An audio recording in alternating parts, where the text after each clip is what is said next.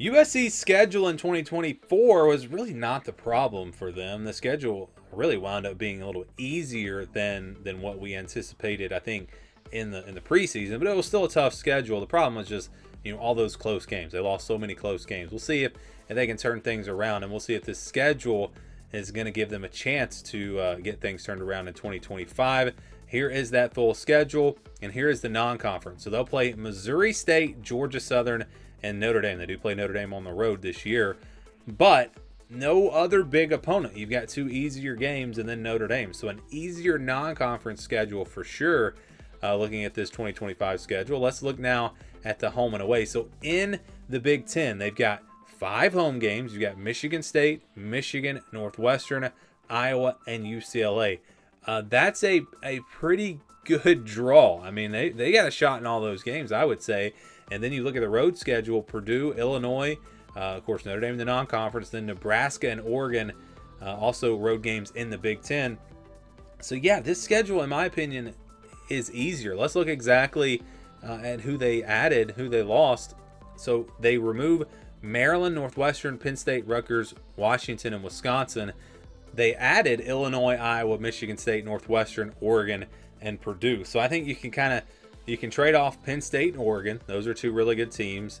And so, yeah, I mean, it's actually probably a little bit tougher when you look at their Big Ten schedule, because they had Illinois and Iowa. Those will be, tougher games, I think, than, let's say, Washington and Rutgers were last year. So, yeah, it's actually, I think, a little bit tougher in the Big Ten, but the non-conference obviously easier. That's why I would say overall the schedule is easier. But it's a similar, I would say it's a pretty similar schedule in the Big Ten.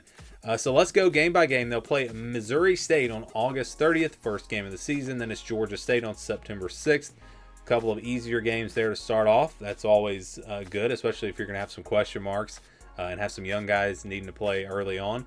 They got Purdue on the road September 13th. First road game, first Big Ten game. But I'll tell you what, if you want to play a conference game on the road, Purdue's the team you want to play. This was clearly the worst team in the Big Ten last year. I don't think they're going to be much better this year. So that's not a bad first game on the road if you have to play one of those. Michigan State is next on September 20th at home. And then they'll play Illinois on the road September 27th. That's going to be a tough game. Illinois should be pretty good this year. And again, that game being away from home. But still, you feel pretty good about at least getting to 4-1 in these first 5 games. Then they get a bye week. And very interesting here, they have a bye week and then only 2 games before another bye week. So their bye weeks are very close together, both in the month of October. That is very strange. Michigan is at home, Notre Dame is on the road. I think you want to try to split here if you're USC. Maybe beat Michigan at home. Maybe you don't beat Notre Dame on the road. Or maybe you some way find a way to beat Notre Dame on the road. Then you lose to Michigan. Either way, I think if you split those 2 games, and let's say they lose to Illinois on the road, then you're going into this final stretch potentially with just 2 losses, and you got to find a way to win out. And that is going to be tough because of that team on November 22nd. That's going to be the challenge, the big challenge, in my opinion, for USC. But before you even get there, you've got Nebraska on the road. That's going to be a tough one. Then you've got Northwestern at home, Iowa at home. Those, we'll see how good those 2 teams are. Northwestern is one that I would feel pretty good about if I'm a USC fan. Iowa, that might be more of a toss-up type game. You've got Oregon on the road November 22nd, and then UCLA to close things out November 29th.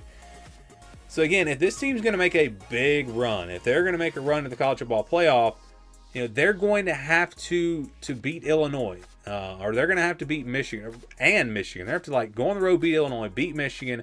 Maybe you don't beat Notre Dame, you don't beat Oregon. You can get to 10-2. But I'm looking at those 4 games being very tough. I think Nebraska could be tough. Iowa could be a tough game as well.